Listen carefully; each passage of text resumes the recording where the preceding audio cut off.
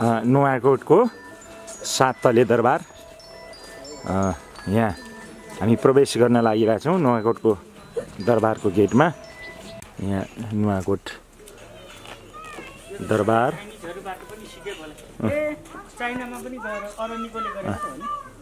हामी नुवाकोट दरबारको भ्रमणमा। तपाईँले देख्नुहुन्छ नुवाकोट दरबार।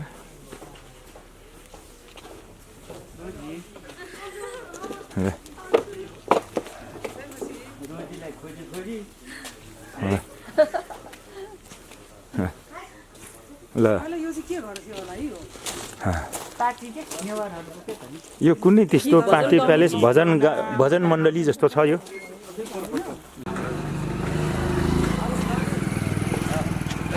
तपाईँ नुवाकोट दरबार घुम्न आउनुभयो, के पुस्तक पढ्नुभयो अहिले? ऐतिहासिक नुवाकोट चिनारी 2070। के रहेछ त यो नुवाकोट दरबारको विषयमा चिनारी के? नुवाकोट दरबारको अहिले त म बिस्तारै पढ्दैछु। परिचयको अलिअलि मैले सरसर्ती हेर्दाखेरि चाहिँ गोपाल वंशी राजाहरूको वर्णन अनुसार चाहिँ 13औं शताब्दीतिर नवकट्ठा भन्ने नामले प्रसिद्ध थियो र यो ठाउँ। बिस्तारै पछि चाहिँ नवकोटबाट नुवाकोट भएछ होइन? नवकोट त त्यसपछि नवकट भन्ने नाम थियो अरे। हुँदा हुँदै अहिले नुवाकोट भयो। यसलाई चाहिँ केन्द्रको राजधानीको रूपमा पनि विशेष गरी हेरेको रहेछ। तपाईँलाई नुवाकोट दरबारको भ्रमण गरेर कस्तो लाग्यो? नुवाकोट यो दरबार चाहिँ ऐतिहासिक भूमि भएको हुनाले साह्रै राम्रो लाग्यो। अब पहिला किताबमा मात्र पढेका थियौँ, अहिले भने चाहिँ आफ्नै आँखाले प्रत्यक्ष रूपले देख्दाखेरि साह्रै राम्रो लागिराखेको छ। योभन्दा के भन्नु हो? तपाईँ पनि पहिलोचोटि आउनु भएको? हजुर, म पनि पहिलोचोटि आएको अनि एकदमै रमाइलो लागिरहेछ। भनेपछि तपाईँले यो नुवाकोटको दरबार हेरेपछि तपाईँले आफूलाई केही कुरोहरू, के नयाँ कुराहरू देख्नुभयो?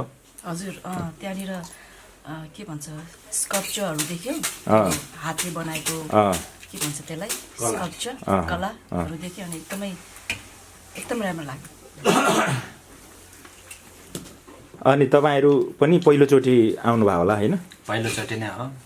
सुन्नु चाहिँ धेरैचोटि सुनेको हजुर, तर यहाँ प्रवेश गर्न पाएको चाहिँ पहिलोचोटि भन्नुपर्छ। साह्रै राम्रो लाग्यो। अनि भूकम्प नगएको भए झन् आज सुन्दर देख्ने जस्तो लाग्छ। तर अहिले भूकम्पको कारणले होला कता कता के भत्किएको जस्तो, टुटेको जस्तो के पनि चर्केको देख्छु। यसले गर्दाखेरि अलिकति सुन्ने भन्दा अब हेर्दाखेरि चाहिँ अलिकति पहिला ऐतिहासिक हिसाबमा किताबमा सुनेको आधारमा, धेरै प्रचलितको आधारमा अहिले यता आउँदाखेरि भूकम्पको कारणले गर्दा होला अलिकति के अरे फोहोर यताउति कति अलिक सरसफाइको अलिक कमी छ। तपाईँको चाहिँ के छ धारणा, अनुभव कस्तो रह्यो? यो नुवाकोटको दरबारको धारणा इतिहासको कुरा हो। यसलाई चाहिँ यहाँको बासिन्दाले अलिकति राम्रोसँग संरक्षण गरेर राम्रोसँग यसलाई एउटा होइन इतिहासलाई जगेरा गरेर राख्यो भने राम्रो जस्तै लाग्छ मलाई। धन्यवाद। हजुरलाई पनि धन्यवाद छ।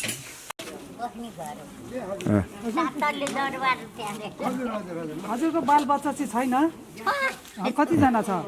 3 छोरा 3 छोरी। यतै हुनुहुन्छ?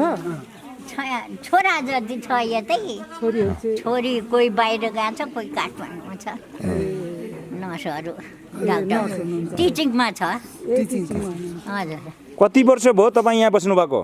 9 वर्षदेखिको अहिले अब यति 20 लाग्यो, कति हो 60 कति भन्छ यो? 80। तपाईँको नाम चाहिँ के हो भन्नुहोस् न? नाम ज्ञानी हो। ज्ञानी। अनि तपाईँ यहाँ यो दरबारको विषयमा केही थाहा छ? कति सालमा यो दरबार बनेको? कति सालमा तपाईँलाई थाहा छैन? बाजे त जन्मेको थिएन होला होइन त?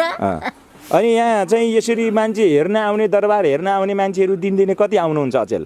आउनुहुन्छ, कोही भत्के हेर्ने, कोही पहिले नि हेर्नेहरू। के अरे भने पहिले यस्तो थियो भन्ने होइन, पछि अहिले भत्केछ भन्नेहरू आउँछ। भनेपछि पहिलेको जति त्यो घुम्ने मान्छेहरू पर्यटकहरू आउनुहुन्छ कि अलिक कम आउनुहुन्छ अचेल?